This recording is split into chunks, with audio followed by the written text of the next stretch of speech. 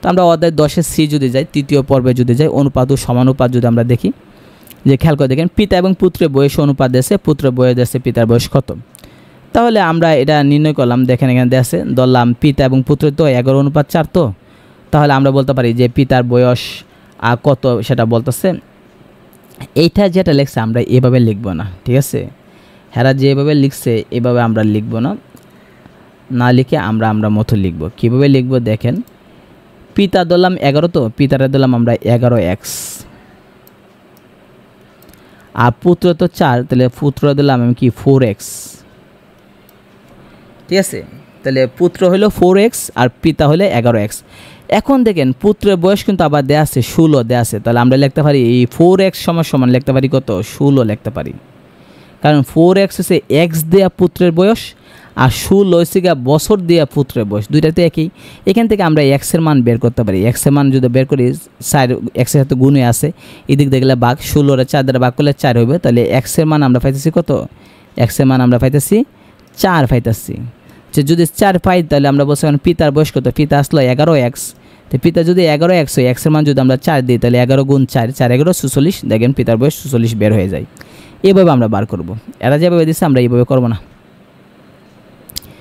দেখেন পিতা এবং পুত্রের বয়সের সমষ্টিতে আছে 80, পিতার বয়স পুত্রের বয়সের 3 গুণ হলে পিতার বয়স কত। তাহলে আমরা ধরলাম যে পুত্রের বয়সটা ধরলাম আমরা মানে ক ধরলাম, আর পিতা হচ্ছে পুত্রের বয়সের 3 গুণ, তো ধরলাম 3 ক।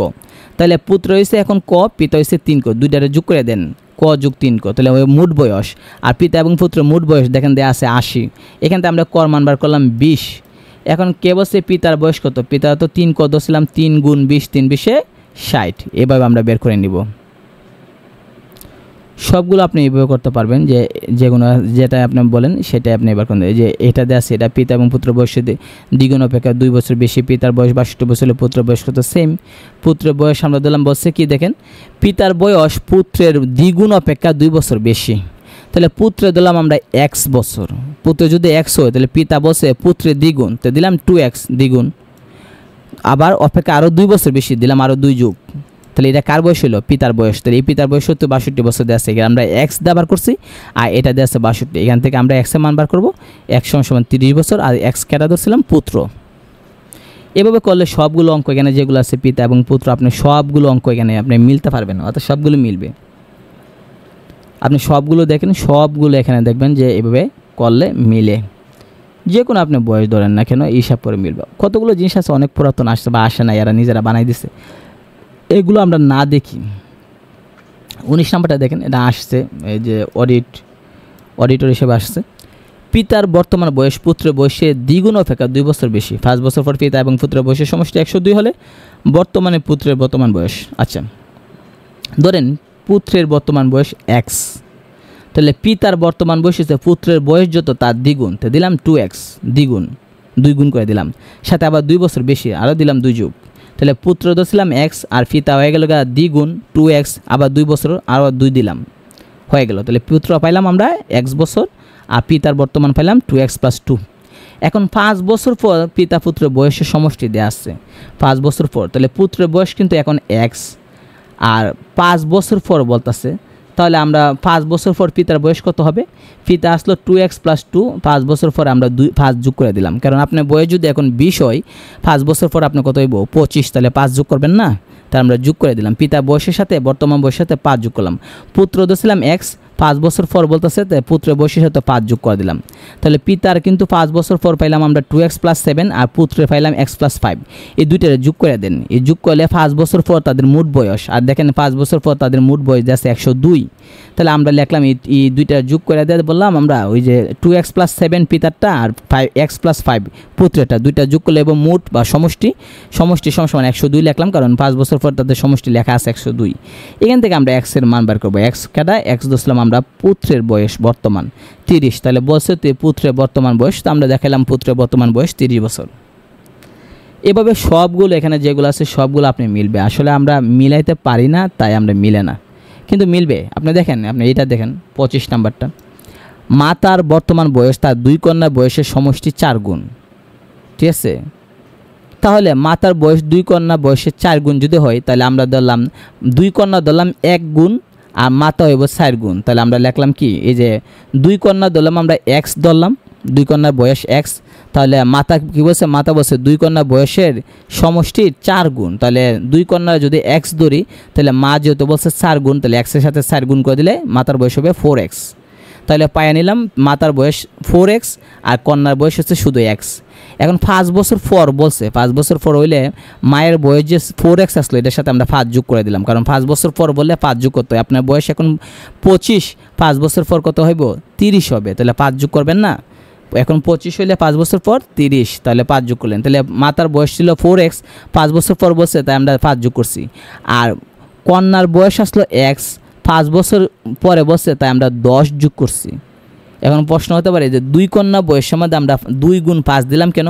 খেয়াল করে দেখেন এখানে কন্যা কিন্তু 2 জন, 2 জনের বয়স হচ্ছে x বছর। এখন আপনার বয়স যদি 5 বছর বাড়ে, আপনার ভাইয়ের বয়স হতো 5 বছর বাড়বে, তো দুজনে কত বছর বাড়তেছে, মানে বাড়তেছে 10 বছর বাড়তেছে না। এইরকম সমষ্টির ক্ষেত্রে বয়স কিন্তু বাড়লে কিন্তু দুজনেরটা যোগ করতে হবে। আপনার বয়স যখন 5 বছর বাড়তেছে, আপনি 5 যোগ করতেছেন, আপনার ভাইয়েরটার ক্ষেত্রেও কিন্তু আবার 5 যোগ করবেন। তাহলে আপনি দুজনেরটা যদি যোগ করি, তাহলে 5 বছর পরে দুজনের মোট কিন্তু 5 আলাদা করে 10 বছর বাড়তেছে। তাই আমরা 2 কন্যা বয়সের সাথে 5 যোগ করব না, 10 যোগ করব। কেন? এক কন্যা 5 বছর মানে যোগ হবে 5 বছর পর, আরেক কন্যা তো 5 বছর যোগ হবে, তাহলে মোট কিন্তু 10 বছর যোগ হইতেছে। দুজন কিন্তু আলাদা আলাদা বয়স যোগ করতে হবে। এখন বলছে যে 5 বছর পর মাতার বয়স ওই 2 কন্যার বয়সের সমষ্টির দ্বিগুণ বলছে। খেয়াল করে দেখেন 5 বছর পরে মাতার বয়স, তা মাতার বয়স পাইলাম আমরা কত 5 বছর পরে 4x + 5 এইটা, আর বলছে যে 2 কন্যা বয়স যত সমষ্টির দ্বিগুণ।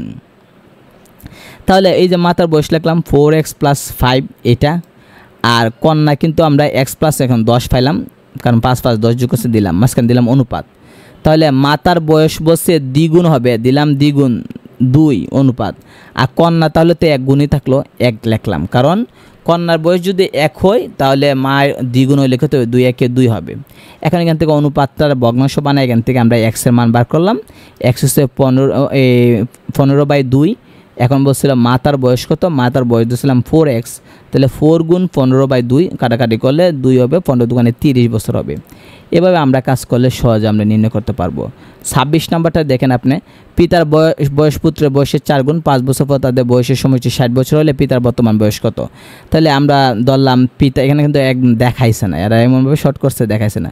তাহলে পিতা আমরা এখানে দেখাবো কি, যে মানে পুত্রের বয়স ধরবো আমরা x, তাহলে পিতা হয়েছে পুত্রের 4 গুণ হলে 4x, তাহলে আমরা পিতা পাইলাম 4x, পুত্র পাইলাম x। 5 বছর পর বসে, তাহলে 5 বছর হলে 5 বছর যোগ করবো এটার সাথে, আবার 5 বছর যোগ করবো পিতার সাথে, তাহলে 5 বছর পর তাদের বয়সের সমষ্টি মানে দুইটা যোগ করলে 60 বছর হবে। তাহলে আমরা ওই x + 5 আর 4x + 5 এই দুইটা আমরা যোগ করছি, যোগ করে লিখলাম 60, এখান থেকে x এর মান পাইলাম 10। ঠিক আছে, তাহলে বসে পিতার বর্তমান বয়স, পিতার বর্তমান বয়স ধরছিলাম আমরা 4x ধরছিলাম, আর 4x + 5 কিন্তু 5 বছর পরে এটা, তাহলে পিতার বর্তমান বয়স 4x, তাহলে 4 গুণ x এর মান 10, 4 × 40। এভাবে করলে সহজেও মানে মিলবে কি। বেশিরভাগ ক্ষেত্রে আপনি দেখবেন পিতা পুত্রেরটাই দেখবেন এগুলো দেওয়া আছে, অনুপাত বয়স অনুপাতে দেওয়া আছে, একই নিয়ম, কিন্তু আপনি কিন্তু অন্য নিয়ম দেখবেন না। আপনি দেখেন 35 নাম্বারটা একই নিয়মে, পিতা এবং পুত্রের বয়সের অনুপাত 7:5, 5 বছর পরে তাদের বয়সের অনুপাত কত হলে বর্তমান বয়স কত? তো ধরলাম পিতা হয়েছে 7 ক বা 7x, x দলে x, ক দলে ক, 7 ক, পুত্র হয়েছে 2 ক বর্তমান বয়স। 5 বছর পর বসে, তাহলে 7 কর সাথে 5 যোগ করছি, আর 2 কর সাথে 5 যোগ করছি, তাহলে তাদের বয়স অনুপাত হবে 8:3। তাহলে আমরা লিখলাম তাদের বয়স অনুপাত 8:3, 5 বছর পর। তাহলে একটা লিখবো 7 ক যোগ 5 অনুপাত দিয়ে লিখবো 2 ক যোগ 5 লেখার সমান 8:3 লিখবো। এটা না লিখে আর ডাইরেক্ট কিন্তু ভগ্নাংশে লিখে লিখছে, ওই 7 ক যোগ 5 উপরে দিছে, আর 5 বছর পরেরটা আর পুত্রেরটা দিছে নিচে। একইভাবে এখানে যে অনুপাত আছে পিতারটা উপরে দিছে আর পুত্রেরটা নিচে দিছে। এখান থেকে আমরা কর মান বার করলাম, ক পাইলাম আমরা কত 5। এখন বলছে তাদের বর্তমান বয়স, তাহলে পিতার কিন্তু বর্তমান বয়স আসলো 7 ক, তো 7 গুণ ক, কর মান 5, 5 × 7 = 35। পুত্র হয়েছে 2 ক, 2 গুণ ক, কর মান 5, 5 × 2 = 10। এভাবে করলে উত্তর হয়ে যাবে। বেশিরভাগ প্রশ্ন আপনি দেখবেন এইভাবে উত্তর মিলাইছে। ঠিক আছে, আর কতগুলো আছে দেখবেন 1984 সালে, 92 সালে আসছে, এগুলো আমাদের দরকার নাই। এসে সব অঙ্ক যে আপনার মানে মাথা ঘামাইবেন এরকম না, কিছু কিছু আছে দরকার নেই। যে সেম এগুলো একই নিয়মে আপনি করতে পারবেন, সবগুলো একই নিয়মে আপনি দেখেন যে একই নিয়ম দেওয়া আছে, নিয়ম কিন্তু ভিন্ন না। আপনি দেখেন 46 নাম্বারটা দেখেন, শাহিন ও নিশুর বয়স অনুপাত দেওয়া আছে 6:5, তাদের বয়সের সমষ্টি দেওয়া আছে 44। তাহলে আপনি খেয়াল করে দেখেন 8 বছর পর তাদের বয়স অনুপাত কত। তাহলে শাহিন এবং নিশুর বয়সের সমষ্টি দেওয়া আছে 44 দেওয়া আছে, তাহলে অনুপাত আছে 6:5 অনুপাতে যোগ করছি। যোগ করার পর আমরা লিখলাম শাহিনের বয়স, আমরা বলছি যে মোট বয়সটা আমরা লিখবো এখানে এর লিখে অনুপাতে যোগফলটা নিচ্ছে, আর শাহিন যেহেতু আসলো শাহিন কত 6 দিলাম উপরে, তাহলে শাহিনের বয়স পেলাম 24। একইভাবে নিশুর বয়স লিখবো, মোটটা দেবো এখানে এর দিয়া অনুপাতে যোগফলটা নিচ্ছে, আর নিশুর বয়সের অনুপাত আসলো 5 দিলাম উপরে, কাজ করে পাইলাম 20 পাইলাম। তাহলে শাহিনের বয়স হচ্ছে 24 আর নিশুর হইলো 20। এখন বলছে 8 বছর পর, তাহলে শাহিনের সাথে 8 যোগ করলাম 32, নিশুরের সাথে 8 যোগ করলাম হচ্ছে 28, তাহলে তাদের অনুপাত বসে, তাহলে আমরা দেখলাম 32:28। কাইটটা শুরু করলাম আমরা 4 দ্বারা ভাগ করলাম, 4 8 32, 4 7 28, কাইটটা শুরু করে 8:7 পাইলাম। এই নিয়মে কিন্তু আপনি দেখবেন সবগুলো, আমরা মনে করি যে অন্য কোনো নিয়ম বুঝে দেওয়া আছে, আসলে ভুল কথা, কোনো নিয়ম দেওয়া নাই। যে নিয়মটা একটা নিয়মে আপনি ফলো করবেন। খেয়াল করেন 3 বছর 53 নাম্বার, 3 বছর পূর্বে মা ও মেয়ের বয়সের মানে বয়স দেওয়া আছে 27 বছর ও 2 বছর ছিল, 5 বছর পর তাদের বয়সের অনুপাত কত। তাহলে খেয়াল করে দেখেন 3 বছর পূর্বে মানে 3 বছর আগে মায়ের বয়স যদি 27 থাকে, বর্তমান মায়ের বয়স কত 30। কারণ আপনার বয়স যদি 5 বছর আগে 20 থাকে, তাহলে বর্তমানে কত 25 না, কারণ আপনার বয়স 25, 5 বছর আগে আসলো 20, তাহলে বলছে তো মায়ের 3 বছর আগে আসলো 27, তাহলে এখন কত, তাহলে এখন তো 3 যোগ করে দেন, আগে না 27 আসলো 3 বছর পূর্বে, তাহলে এখন কত 3 যোগ করেন 27, তাহলে যোগ করলাম আমরা, তাহলে আমরা যদি 27-এর সাথে 3 যোগ করি তাহলে আমরা 30 পাইলাম। মেয়ের ছিল 2, মেয়েরও 3 যোগ করেন, 3 বছর পূর্বের না মেয়ের 2 ছিল, এখন কত 5, তাহলে আমরা বর্তমান মায়ের বয়স পাইলাম 30 আর মেয়ের বয়স পেলাম 5। এখন বলছে 5 বছর পর, 5 বছর পর হইলে এখন আপনার বয়স যদি 25 হয়, 5 বছর পর কত হইব 30 না, 5 যোগ করবেন না, তাহলে আপনি যোগ করেন। তাহলে মা ছিল 30, 5 যোগ করলাম 35, আর মেয়ে ছিল 5 যোগ করলেন হলেন 10, তাহলে আমরা লিখলাম 35:10 লিখলাম, বলছে অনুপাত লিখতাম। এখন কাজটা শুরু করেন, 5 দ্বারা ভাগ করেন, 5 দ্বারা ভাগ করলে 5 7 35 আর 5 2 10, কাজটা শুরু করলেন। এভাবে করলে দেখবেন সবগুলো অঙ্ক আপনি এভাবে মিলবে। এরপর অধ্যায় যদি আমরা খেয়াল করি, অধ্যায় 10-এর ডি, যেটা হচ্ছে অনুপাত ও সমানুপাত দেওয়া আছে, অংশীদারি মানে কারবার 4র্থ পর্ব দেওয়া আছে। এগুলো খুব কম আছে, দেখেন আপনি যেগুলো দেওয়া আছে অথবা বেশি দেওয়া নাই, যেগুলো পরীক্ষা আসে এগুলো আপনারা দেখবেন। ঠিক আছে, এখানে দেখেন 4 নাম্বারটা দেখেন, ক খ ও গ 280 টাকা নিয়ে কারবার শুরু করলো। ক ও খ এর মূলধন সমান, কিন্তু গ এর মূলধন 20 টাকা কম, তাহলে মোট হচ্ছে 56 টাকা লাভ হলে গ কত টাকা লাভ পাবে। তাহলে খেয়াল করেন ক আর খ মূলধন যদি সমান হয়ে দিলাম আমরা x, তাহলে আমরা লিখলাম যে 3 জনের টাকা মোট কিন্তু 280 টাকা, তাহলে ক দিছে x টাকা, খ কিন্তু x টাকাই দিছে, আর গ কিন্তু 20 টাকা কম দিছে, তাহলে x থেকে 20 কম দিলাম। তাহলে এই 3টাতে যোগ করলাম, এই 3টা হচ্ছে মোট টাকা, আর মোট টাকা হয়তো 280 টাকা দিচ্ছে। এখান থেকে আমি x এর মান বার করলাম, x হচ্ছে 100। তাহলে x যদি 100 হয়, গ বসছে কত টাকা, তাহলে গ কিন্তু দিছে 20 টাকা কম, তাহলে গ কত দিছে 80 টাকা দিছে।